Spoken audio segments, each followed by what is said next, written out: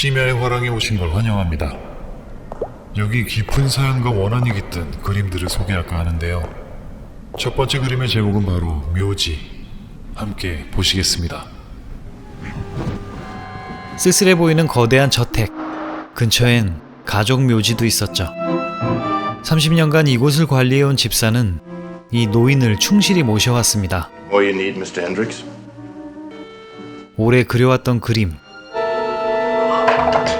하지만 그마저도 건강이 나빠지면서 쉽지 않게 됐네요.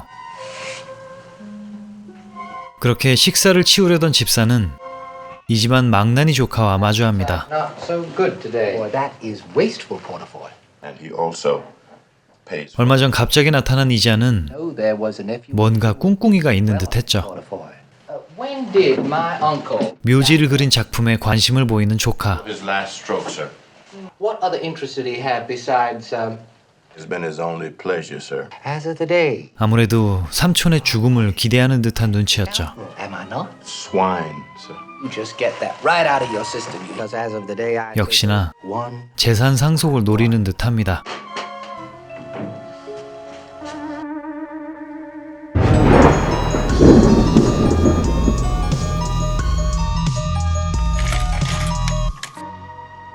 I've come to have a little chat with you. Let me handle all the conversation. Letters between 여동생에게 재산을 물려준다는 유언장을 작성해놨던 노인. mother that you had made. 하지만 그녀가 먼저 사망해버린 터라 She not be 이 조카놈이 받게 생겼습니다. sole survivor. And I actually wept. Passion 근데 is stuffy. 이런 양아치가 됐을 줄이야. Ruled by your medical advisor. 아주 죽어달라고 떼를 쓰는 격입니다. Rules. Advice to the test, shall we? Acceptable you are. Refreshing, Uncle. Your last view of life. That family graveyard. Yeah, you remember it well. 그렇게 찬바람이 싸늘하게 두 뺨을 스치는 밤. 당연하게도 건강이 악화된 노인은 사경을 헤매고 있었죠. It says he may remain in a coma. Certain aspects of the will. That would 이 와중에도 재산만 노리고 있는 스글놈. Not dead yet. 그렇게 Mr. Hendricks has 삼촌은 결국 세상을 떠났고 claim my inheritance now. 이 악랄한 조카만 살판나게 됐습니다. man. 집사는 이제 푼돈 받고 일하게 생겼는데요. Mention in the will for you, for as long as you shall live. Excellent. Will be to remove the bulk of this grotesque. 그런데 그림이 변했다는 조카. Hey, look at this. Look at what, sir? Picture the paint. 무덤가에 Altered. 변화가 생겼답니다. I see nothing wrong. 그냥 기분 탓인가 싶기도 했죠. Forget it. Just forget it.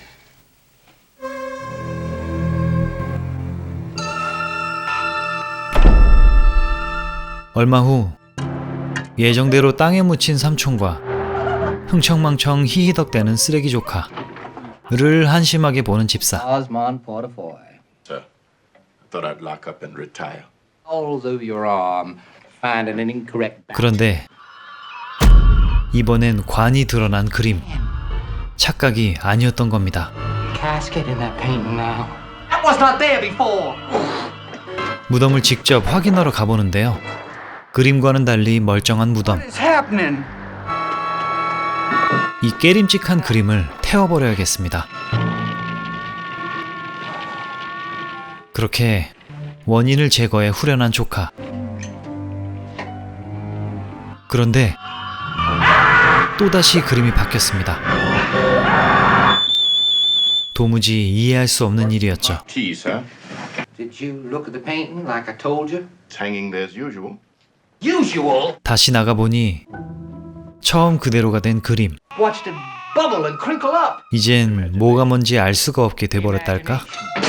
All explanation for I want you. 그의 히스테리에 I intend to spend another 30년 night 장기 in the 근속 집사도 사의를 표명. death and more lasting 일침을 than the 가하곤 grave. 떠나버립니다. You're beginning to realize that. Close to a toast as you'll ever get from me. 그렇게 얼마 후 요상한 소리가 들리는 현관. Portafoy. 집사가 왔나 싶은데요. Portafoy. 관을 열고 나온 삼촌의 모습. Portafoy. 공포에 질린 그는 집사를 찾아보지만 조금 더 집에 다가온 삼촌의 그림. 몇 발자국 더. 설마 조카를 잡으러 오는 걸까요? Who is there? Who is out there? 극도의 공포에 사로잡힌 조카는 그림에 화풀이를 하다 그만 사망하고 말았습니다. I'm afraid there's been an accident, sir. 그렇게 삼촌의 옆에 묻히고만 망나니 조카.